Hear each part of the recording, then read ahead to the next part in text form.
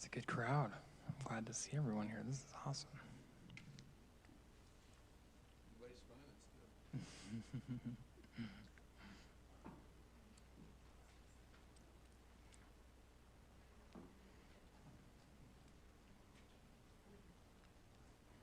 Thank you all for coming out tonight to our Meet the Candidate Night, Mapleton City.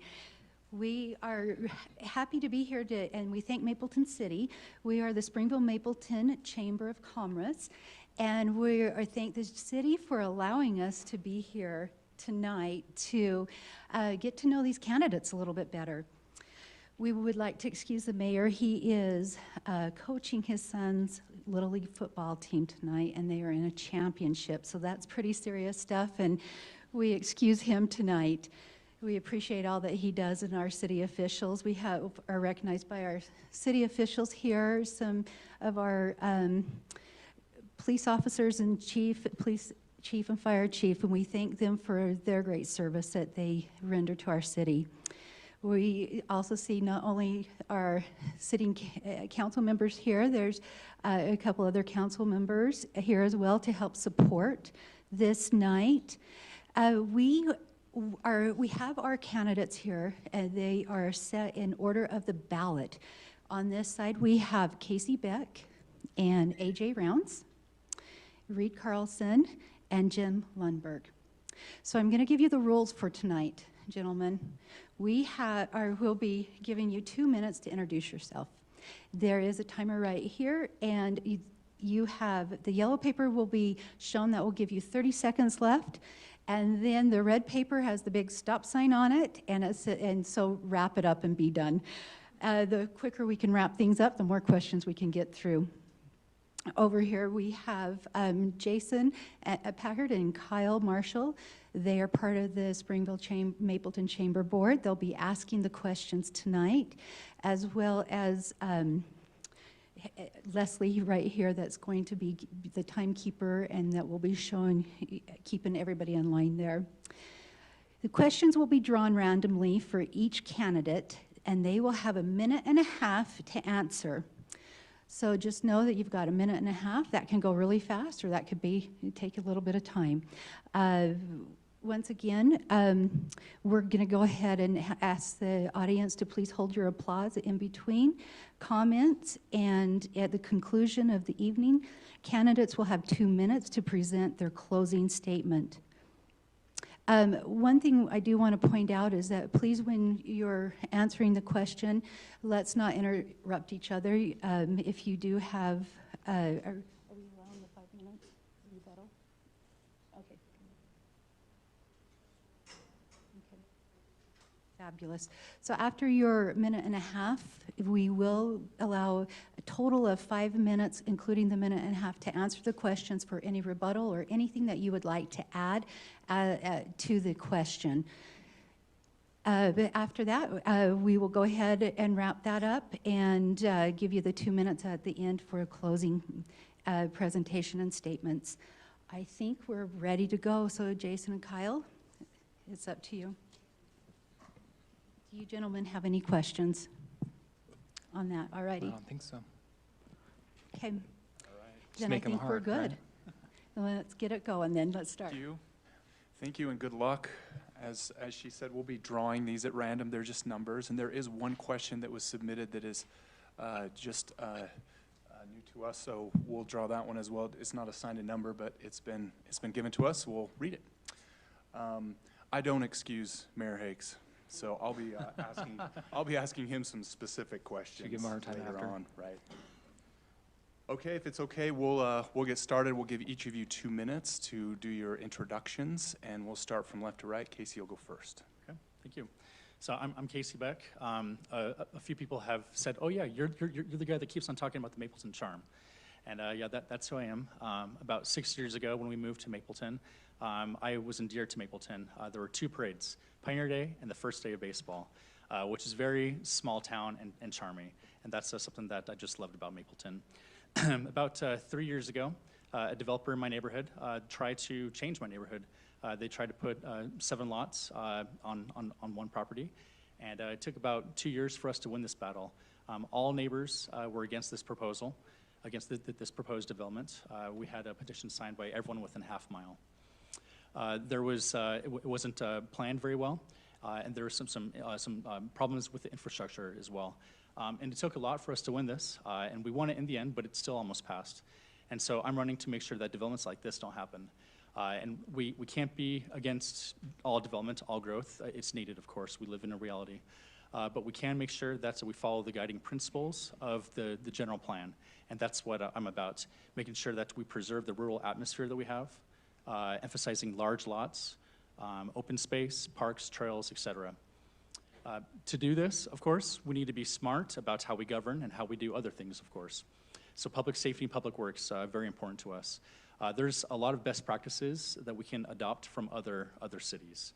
In Provo, for example, they have an innovation award where they award they award a city staff or city member who's come up with a creative outside the box idea. This is one thing. Other examples with the fire department, for example, the fire department has been aggressive about going after grants and bringing in additional revenue. This is something that I want to keep on encouraging, bringing in additional revenue streams. Pursuing grants aggressively, establishing a Parks Foundation. So Parks Foundation is set up in other communities, and what they do, they make it so that they can fundraise and they can get more grant dollars. My time is up, but just to emphasize that I'm about preserving the Mapleton charm and about being creative and innovative on how we do that. Thanks, Casey. AJ. Hi, my name is AJ Rounds, and I don't tell this often, but a few of you have heard it. So my parents, they had pity on me. They're like, man, this guy's gonna need all the help he can in his life. So they gave me the simplest name possible, AJ, right? So just look for AJ on the ballot. I'm from Logan, farm kid from, country kid from Logan. And when we moved to Utah County, we looked for the place that was most similar to Logan, at least back then, and it was Mapleton. And we want to keep Mapleton that way, don't we? Yes, everyone shake your heads. Yes, we want to make sure that we're looking at growth and managing that appropriately and carefully. We have a great plan in place, thanks to our wonderful city members and the work that they've done. Let's stick to the plan, and let's execute on that plan as it was meant to be created for. Personally, father, beautiful wife, 4 awesome kids. They ask all the time, Dad, what does civic duty means? This is what it means. If you want change, you be the change you wish to see. Get involved. I think concerned citizens are those that can have the most impact on any city, and that's what I am. I'm not running as a politician. I'm a business executive. I run businesses, and I would love to see our city run a little bit more like a business. They've done a great job, and I think we just need to hold on to what we're doing and maybe even enhance that just a little bit. I think as far as the city goes, they've done some great work in the planning that they've done. And again, let's stick to the plans that we have in place. And what I bring to the table, everyone asks, well, what qualifies you to be a city councilman? Well, I look at problems with data. I want to see what the pros and cons are. I want to make logical and thoughtful decisions and make sure that it makes sense for everyone involved, and then go out and get additional feedback from the populace. I love that you're here and that you're supporting this process, and I've just been really grateful for the kindness you've shown as I've been running for office. Thank you. All right, AJ, thank you. Reed? Turn this on. Does that work? I've lived here in Mapleton for 26 years, and I love the city, and I also love my neighborhood very much. Like most of you, I want to preserve as much as we can of the heritage and the charm that we have here in Mapleton that makes this such a pleasant place to live. I'm a retired engineer and feel that each of us have a civic responsibility to give back to our community when we can. After serving as one of your councilmen for 4 years, I feel that my experience and skills are useful to the community as our city has been growing. During the last 3 years, the city has developed master plans for the maintenance and improvement of our city utilities, our roads, and our sidewalks. I'd like to help fine-tune the execution of these master plans along with the budgeting necessary to make sure that these improvements are made in a timely fashion. I totally support the 2020 Mapleton general plan update, which involved much citizen input and involvement. As our city grows, I will endeavor to have these elements maintained. Commercial development is planned along Highway 89. Mapleton is a great place because of our devoted city staff and all of our many volunteers. Please get involved and stay involved in maintaining the charm that is Mapleton. Now, Mapleton is basically a bedroom community, and the reality is that most of the retail and business growth taking place will be in the south part of the valley in Springville and Spanish Fork. But we need to be creative in our resources to attract vibrant businesses and entities to make sure that we have essential services. Probably the only real good area that we can work on is those that have successful home businesses that plan to expand. We need to make sure that we can welcome them into Mapleton. Thank you very much. Thank you, Reed. Jim. Thank you. My name is Jim Lundberg. I've been in Mapleton for about 22 years. I've seen a lot of change in Mapleton. There's some wonderful former council members out here in the audience.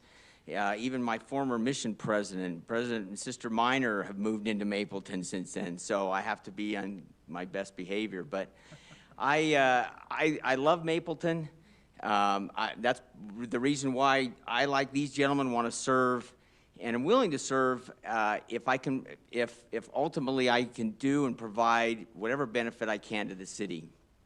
I went to BYU Law School about 38 years ago, and I'm a practicing attorney in intellectual property law, but I also have, in the course of that, was trained serve as a mediator for the Utah State Courts.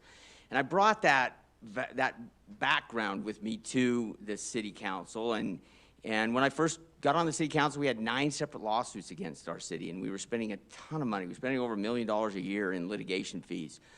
And we've been able to get rid of those. We want to resolve them and put them behind us. We haven't had any major litigation against the city for several years. And so I think I bring that value to the city. I love the fact that Casey and AG are running. I'd love to see new blood. And so from that perspective, I'd love to see them running for the city council as well, and would have no qualms if they got on it. But at the same time, I was asked by a number of residents to see if I would run again and offer and be willing to serve and provide whatever value I can to the city. I think that is a civic duty. I have look forward to talking about the many issues that exist within this city. We've been touched on a little bit, but I think we've grown quite a bit, and we've been able to put in place those types of ordinances and plans and things that I think will be most beneficial for the city. So thank you. All right, thank you all. So we're going to move to the question part of tonight. Just as a review, each of you will be given a random question that Jason will be pulling out of his cup or bin, whatever that is. And we'll be asking that question. You'll have 1.5 minutes to answer that. And there will be a 5-minute period where you guys can address that topic. A 30-second rebuttal for the person who was asked the original question. And we will get started with our first question.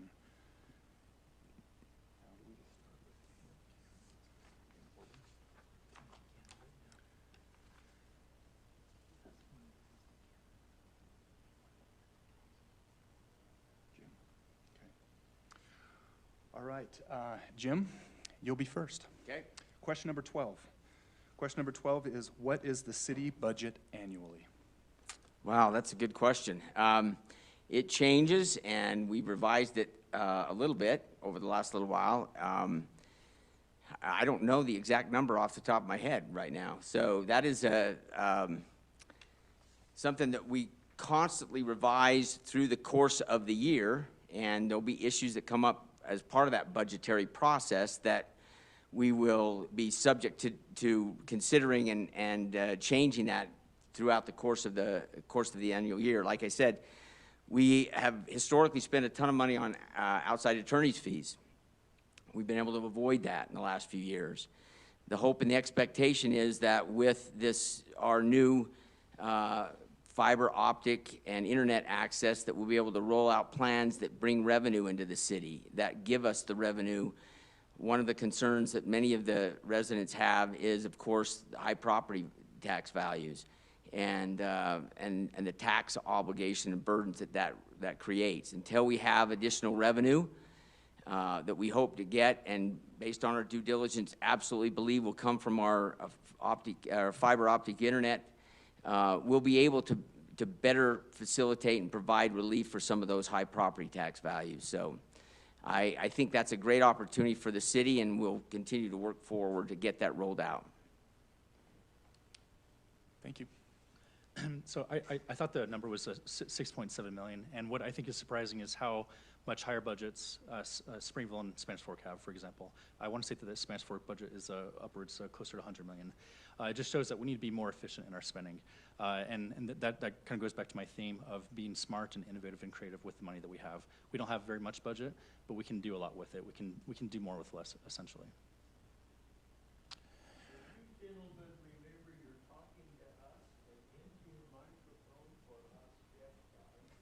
Yes, thank Jim, you. how was Take this? the Is reminder. this okay for you? Awesome.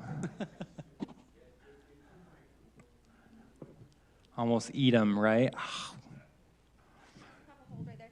Let's clarify. So that 5 minutes means, so the 1.5 minutes to begin with, and then someone gets to respond with a minute.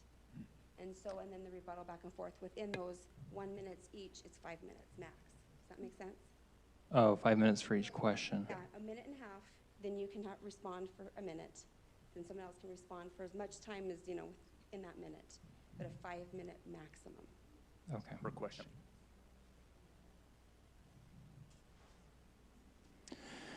Well, I'm just going to say, the city budget, there's, as Jim has talked about, and Casey, there's different numbers floating out there, and it's constantly changing.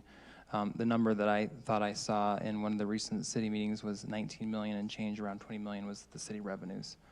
But I wanted to fact check and make sure that's accurate.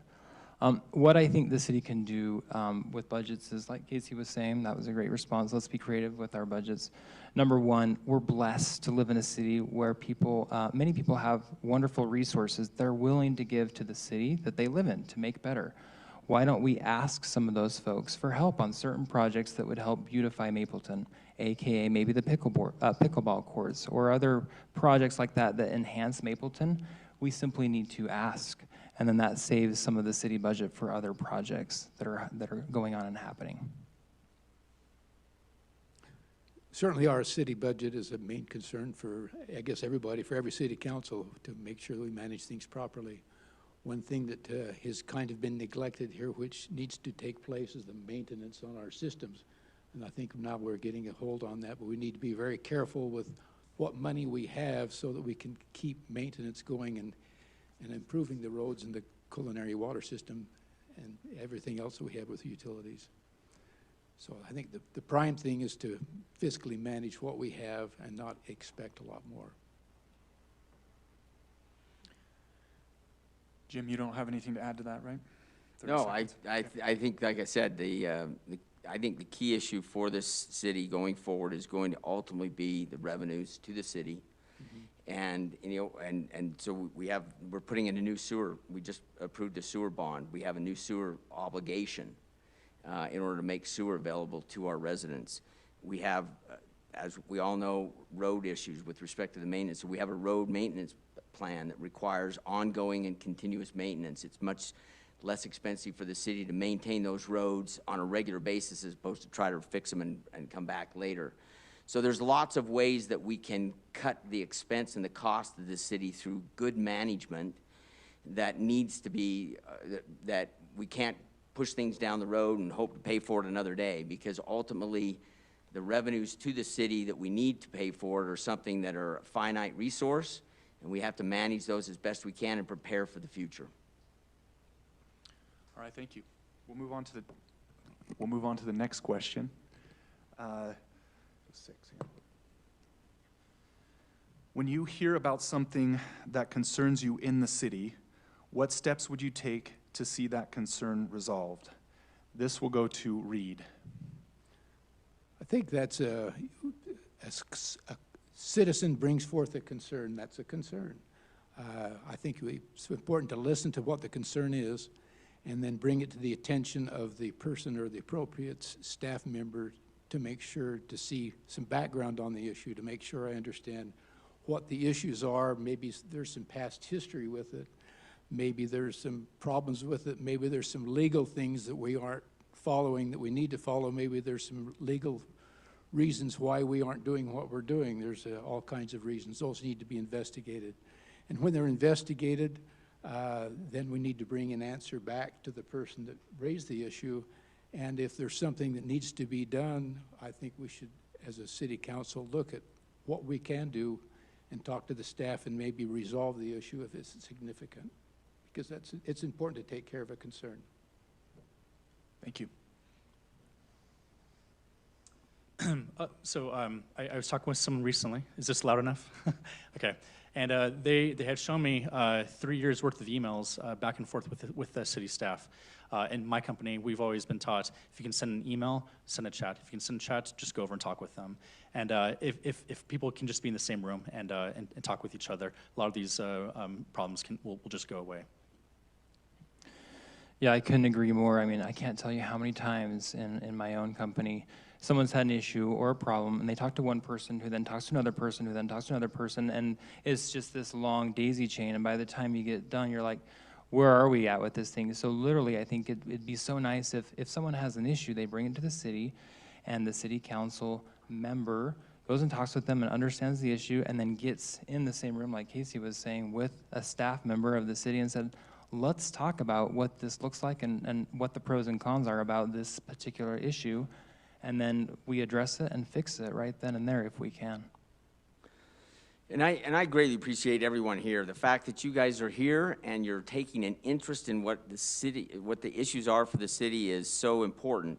We have access to the internet, and Jessica on our city council has helped in putting in place access to the citizens to make comments and provide information to the city council and to the administration with respect to any issues in the city, whether it's a pothole or whatever issue may be.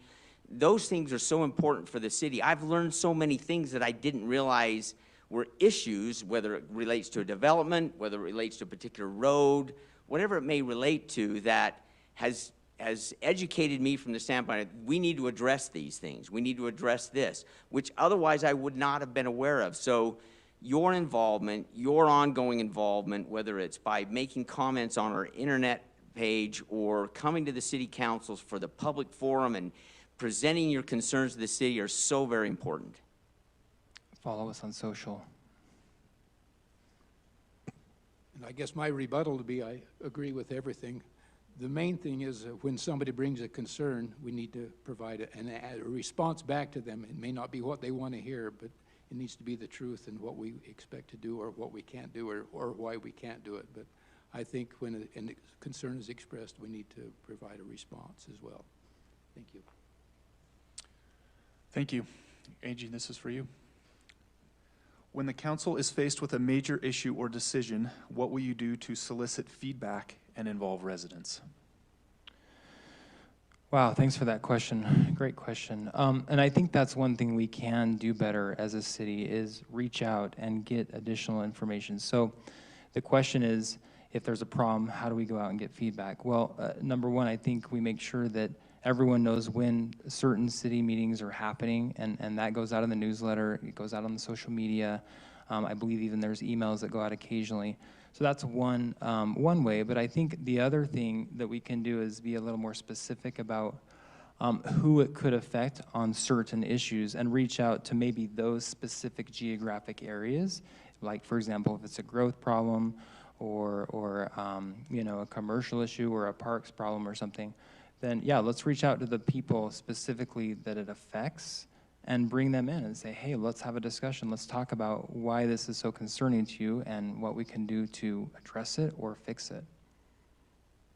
It's all about communication in my mind. 99.9% of problems in the world can be solved with better and improved communication. I might mention one thing that I've done is actually gone door to door in the neighborhood and just to talk to, I know issues coming up, so I just want to find out how you feel as a neighbor about this issue. And I have done that. In fact, I did That's awesome. in Casey's neighborhood when they had that issue. I think it's important to talk to the people and get get their feedback directly. I agree with that. I'll just add as well. So our neighborhood, we've had a few different issues, actually, where city staff has alerted us about an agenda item that will be on a city council or planning commission meeting. And they send out letters, and in our neighborhood, because we're so used to this, we have a warning system. So someone set a fire, then another person set a fire, then we're all alerted, right? No, but we were alerted of these issues or these agenda items, and as a neighborhood, we made it a point to meet with the city council. And so we had several members of the city council at our home, in our backyard to meet with people. Along with what Reed said, I would love to do that, to knock doors. And I think when this neighborhood issue was brought up before Jessica, and city council, Jessica said something really interesting. She said, this is a small agenda item for the city council, but this means everything to this neighborhood. And it really did mean everything to our neighborhood, that proposed development didn't happen. And so I'm all for knocking doors. Also, what helped us was having Zoom meetings. And I know it might be a headache for city staff, but if we could go back to adding Zoom as an option for these city council meetings, the way more people can participate in the city council meetings. And I just kind of reiterate that we do have, well, the expectation is that we have live streaming of our city council meetings and of this evening tonight. Technology doesn't always work, and we have a new system here, so we're trying to get the bugs worked out of it. But there again, your involvement, your participation. There's the old adage of, watching ordinances get passed within the city and then complaining after they're passed, and when someone tries to implement that is a problem. Those ordinances if you have concerns, follow on the city website and Jessica's Facebook page. She publishes what the agenda is for our city council meetings. And if you see an issue on there with respect to a particular ordinance that gives you concern, that's when you come forward and say, well, wait, has the city thought about this? Once those ordinances are passed, then they become ultimately the basis under which developers and others rely on to move forward within the city. So it's the involvement well before those become issues, but also maintaining access to the ordinances and watching those. Okay, just as a reminder, if you don't want to answer a question, you don't feel pressured, you have to. So not everybody has to answer, but anyway. Thank you. Respond. So we have a question that was submitted that we're going to take. And we'll go ahead with you, Casey. What can the city council do to make housing more affordable? Yeah, so the city council, they just recently addressed this. They lowered the fees for accessory apartments, $5,500 to, I think it's about $1,600 or so. And so I'm really hopeful that this will make a difference, and I would love to see how this plays out.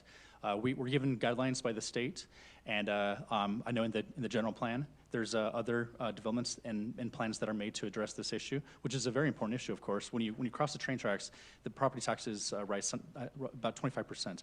And so there's definitely an affordability issue here in Mapleton, but I'm really interested to see how the accessory apartment with that new ordinance will play out. I agree. I mean, Casey, that's a great response. Accessory apartments are where it's at. I mean, a lot of families, they want their kids to get older and they grow up and they want to stay in Mapleton, but they can't because this is not a place typically where you can get starter homes. And we actually did build an accessory apartment a few years ago, and it's been a wonderful experience for those young couples or single mothers or other families that would love to live here that necessarily can't find a home quite yet, and it's been wonderful for them. And I think that would be an option for many, many more people, and we could get a lot of more affordable housing in this area by doing that. But we need to make that process a little bit simpler. It was a little cumbersome when we went through it.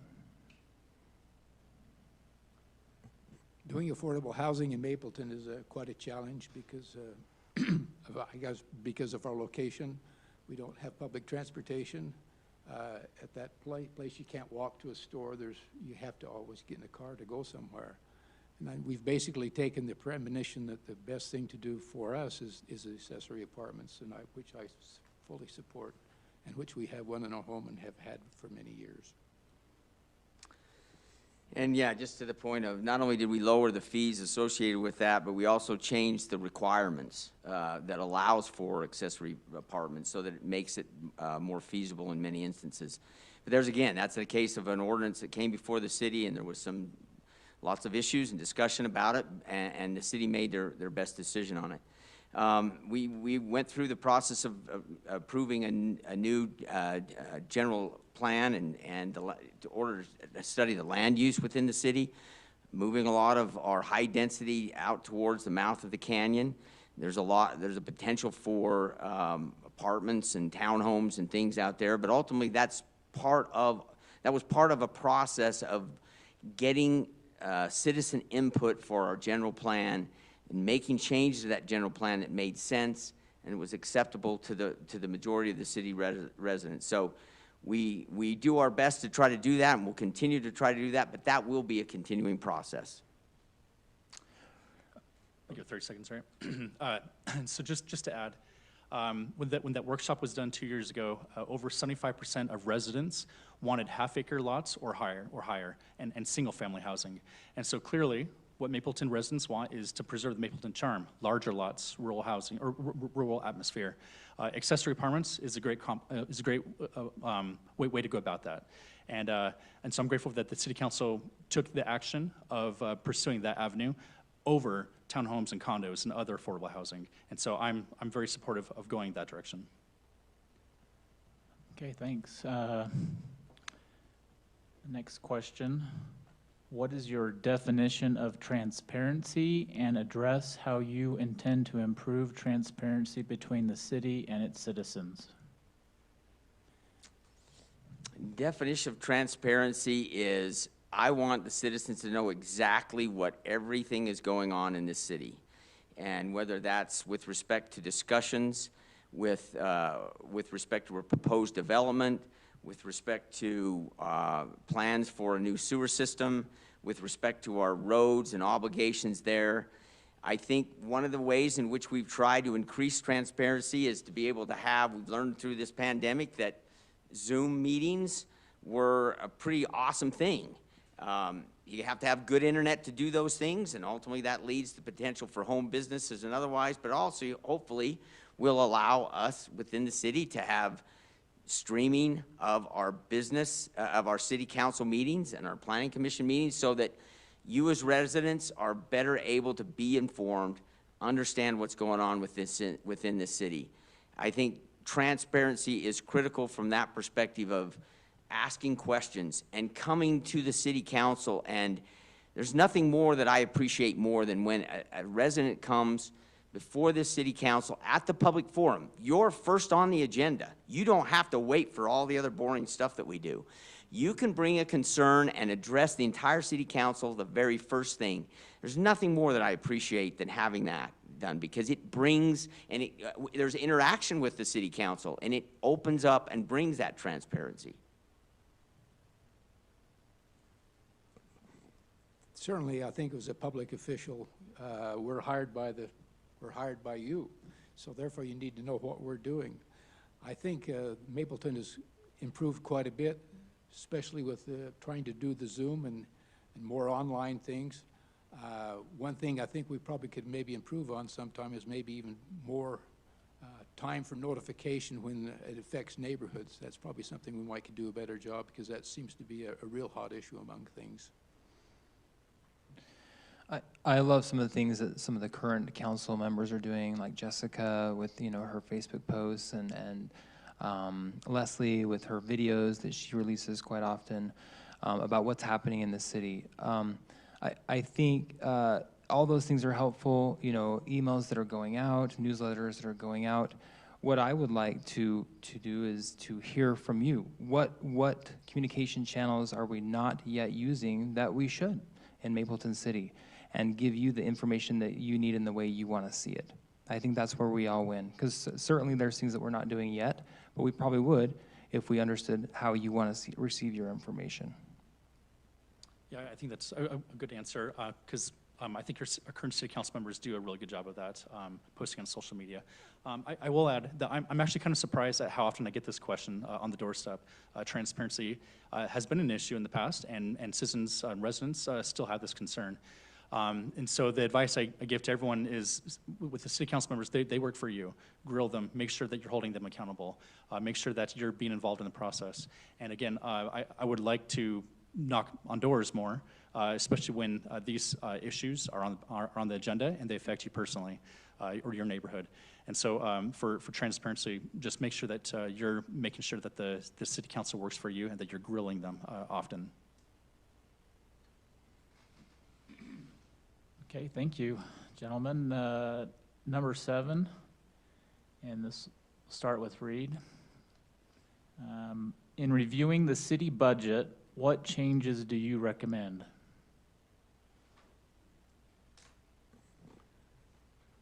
That it's always balanced. I think the city budget is very important. It's probably one of the most important things that we do as a city. I don't know that there's any significant changes that we really can make to it. I think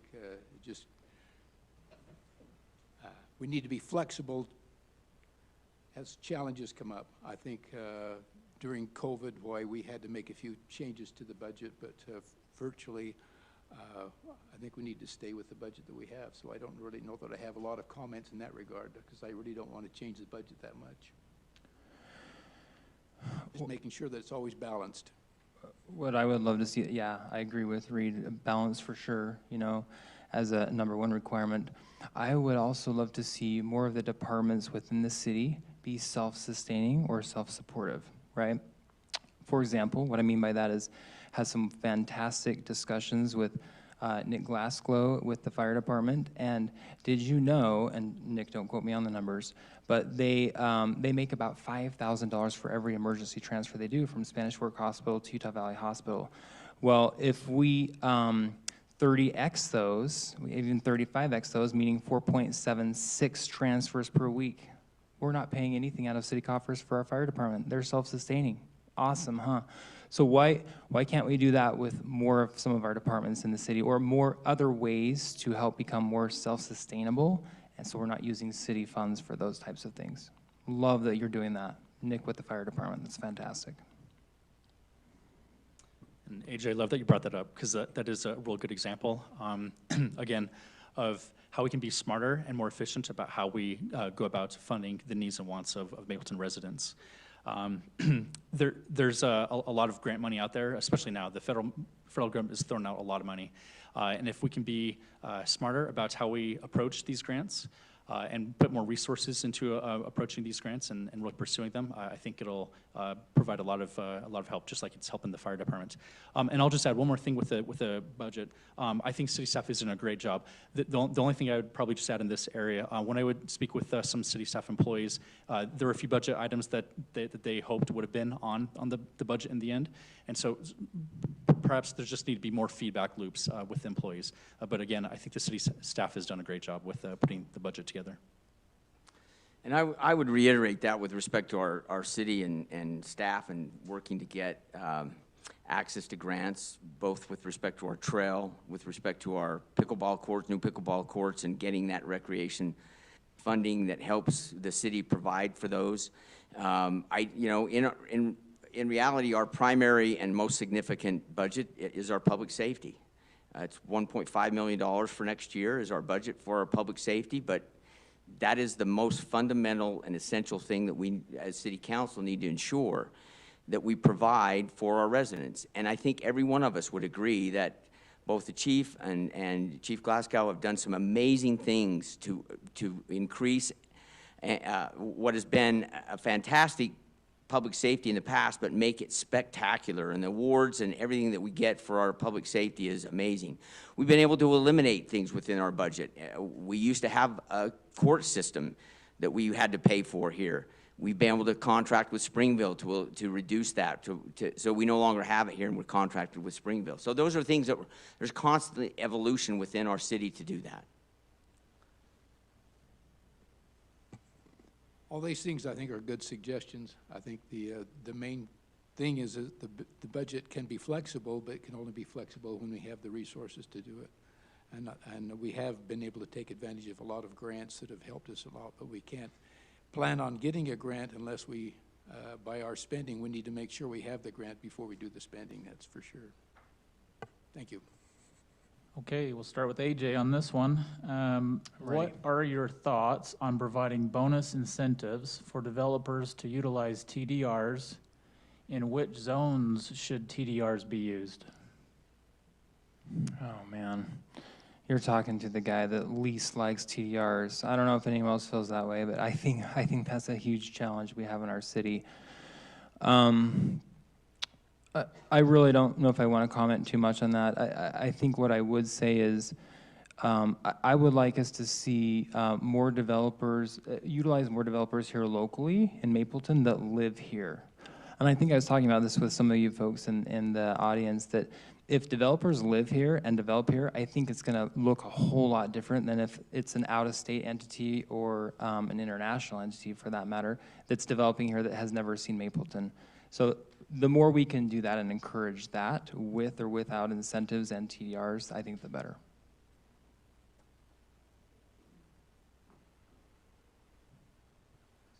We have to go in order, or do we just speak up? Just speak You out. guys take that one. Well, yeah, Run with it. TDRs are a difficult thing. They've been here, and at the same time, they provided value to the city in that the bench, the majority of the bench, is protected, and as a result, the city received, ultimately granted TDRs. Those TDRs are mostly used up. There's, I believe, fewer than 80, but the city owns some that we don't ever intend to use, but ultimately, that we've also recently adopted new ordinances within the city that give the city council greater discretion in how those TDRs are to be applied within any given zone. So most of you probably know the TDRs allow for a down zone. So if you have a 1 acre zone, you can down zone to a half acre. You can't down zone more than that, but you can down zone to a 1 acre through the use of these TDRs. They're being used up, and with all the development, they will soon be fully utilized. So hopefully they will be gone, but it has been an issue that has been very, very problematic over the last few years from the citizen standpoint. TDRs are definitely a hot button, it seems like, when we talk about development, for sure. But as Jim said, we have reduced the number of TDRs that are available out there to a level where we thought we could reduce their usage. So I don't know that I would really be incentive to use more TDRs, just to use up what we have and clear it out. I don't know that I want to use incentive to densify housing. I'll just add as well. So I think we have about, I thought someone told me we have about 60 TDRs left. When we went through our neighborhood issue, that was the giant elephant in the room, because they could use the zone change and a TDR, and they were asking for both of them. Fortunately, in the ordinances, there are places identified where TDRs should be used or should not be used, and in a small development or a small neighborhood like ours, it was not going to be used. And so I look forward to the day when TDRs are done, so that I don't have to look at a map and think, okay, so it says 1 acre, but that means it could be a 1/4 acre. Again, I think we need to stick with the zone with the zoning that's on the general plan map, and stick with the principles: larger lots, rural space, rural character, open space, and parks. And I'll just say to close out, if there were a way, and I think I would really love to explore this if I were voted in, to somehow get rid of the TDR system in a legal and ethical way, obviously, right? But it's a albatross for the city. It just weighs us down. I don't think that they're helpful for the city at all. Yeah, so the TDR program is no longer in place. There are TDRs that exist, but those are property rights, just like anybody else who might own a piece of property. They're a property right that exists, and we can't take that property right away. There will never be any more TDRs. The program is done. It's gone. The ordinance is over, has expired, and we no longer have it in place. But that's the point, that ultimately it does allow for a down zone from a 1 acre to a half acre. You can't go to a 1/4 acre with the use of TDRs. So there is, we hope the opportunity with new ordinances that the city council's adopted to allow for alternative developments that provide for open space and some unique other opportunities for developers where they don't just throw in TDRs over the entirety of their development, but to the point it is going to be ultimately wrapped up here, but it is something that will continue for the next couple of years while their development continues within the city.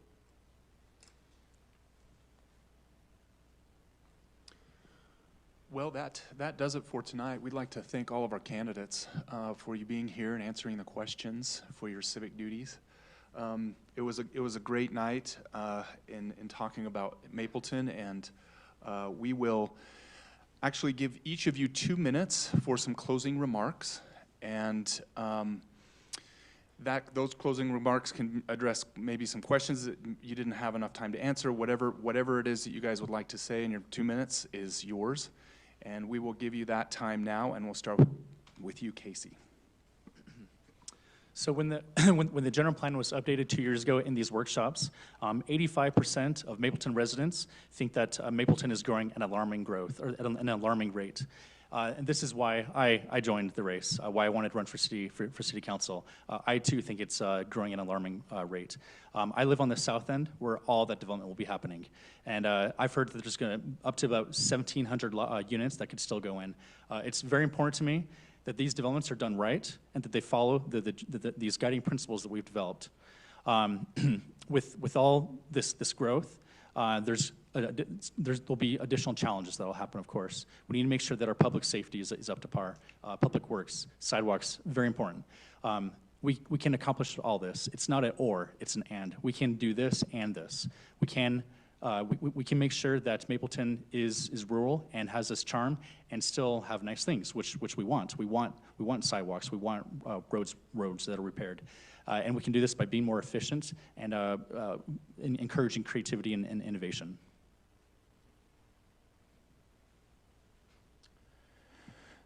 Thanks again, everyone, for being here. It's been fun to be with you tonight. As you can probably tell, this is way out of my comfort zone, right? But I'm willing to do it. I'm willing to have the tough conversations. I'm willing to get involved. I'm willing to get you involved. If I have to drag you, sometimes I will. I'm also a door knocker and did it for 8 years across the country. What you see is what you get with me, right? I want to come in, I want to ask questions and question everything. Why are we doing that? What is the why behind this or that? Does it make sense? Is that what the community wants, right? I truly want to be an advocate and a representative of you, right? That's what I'm here to do. And if you feel like you want to have Mapleton full of 10th-acre lots, I'm not your guy. If you think we have all the water in the world and we don't need to worry about it, I'm not your guy. If you think our roads are perfectly safe and you're not worried about your kids at all, not your guy. And if you feel like you love paying high property taxes and want to continue doing that forevermore, not your guy. So anyway, those are the things that I stand for and I want to work towards. I don't have all the answers, but I'm willing to research and look at all the issues, front, back, forwards, right and wrong, pros and cons. That's AJ Rounds. I would love your support. Thank you.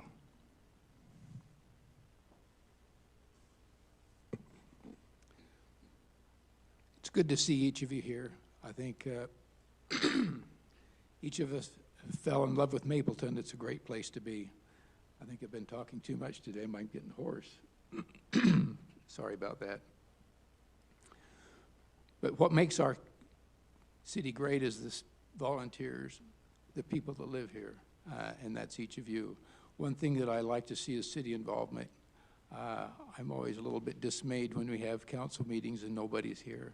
That happens more frequently than I'd like. So to make this a great city, it's not just necessarily who you put in the city council, but what you do and what you can bring to the table and what you can donate to the city to make it a better place, to make it your home.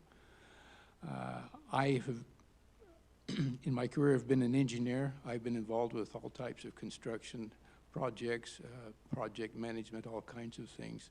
And I think that the skills and the experiences that I've had have been a benefit to the city, and I think it helps me to maybe give some counsel and advice where necessary on a lot of these growth issues that we have, because I've experienced them in other ways and in other times, and et cetera. I think it's another blessing that you have a hard choice, I think, tonight. You know, there's 4 individuals and there's only 2 that can be elected, so I think it's a challenge for each of you to pick a winner. So I thank you very much for all that you do in our town. Thank you.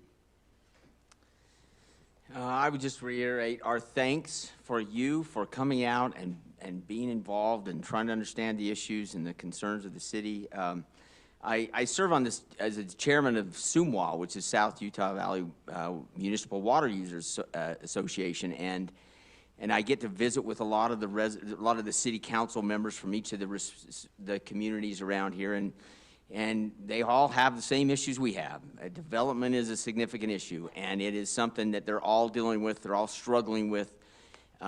Water is a significant issue, but thankfully, and at least with that regard, Mapleton has much fewer problems than some of these other communities have. But that having been said, we greatly appreciate your involvement, your input. Any 4 of these individuals up here, any of these other 3 would also be great city council members. I'm very glad that they're running. I would love to serve again if ultimately that's what the city residents would like me to serve. I'm happy to serve in that regard and provide what I can to the city. But thank you so much for coming out. In the end, that's what makes this city great, is its residents, the volunteerism, the participation. So thank you again.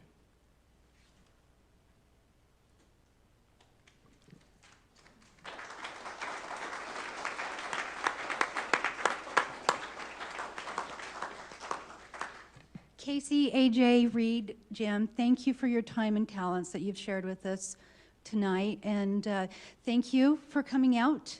We appreciate our citizens coming out, and we appreciate those that are watching at home on Facebook. And to wrap up tonight, we would like to remind a couple things.